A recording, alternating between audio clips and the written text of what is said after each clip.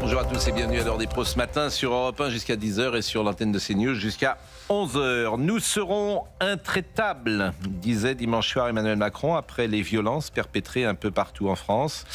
Hier, la réalité a rattrapé le président de la République. Le tribunal correctionnel de Paris n'a prononcé aucun mandat de dépôt et condamné légèrement ceux qui avaient agressé des policiers et saccagé la ville. Personne ne sera étonné. Et ce qui est peut-être le plus intéressant est la détermination des juges à ne pas suivre les réquisitions du parquet.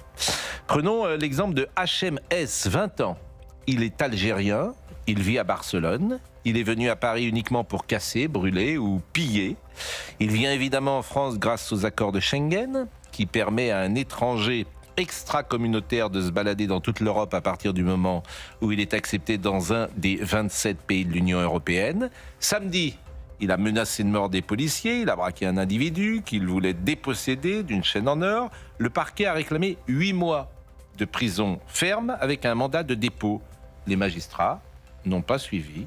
10 mois de prison avec sursis, interdiction du territoire français pendant 5 ans et obligation de quitter la France le plus vite possible. Pareil pour Raphaël D. Insulte, coup de pied à un policier qui provoque 10 jours d'ITT.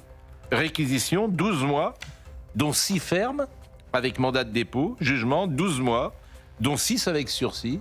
Pas de mandat de dépôt. Allez voir le juge d'application des peines qui vous arrangera ça. J'imagine les policiers, les CRS, les forces de l'ordre qui nous écoutent et qui entendent un président de la République dire « nous serons intraitables » et qui voient le lendemain une justice qui ne l'est pas. Que dire? C'est désolant, navrant, désespérant. Tous ces voyous sont dehors et 178 policiers, CRS, forces de l'ordre sont blessés. Jusqu'à quand?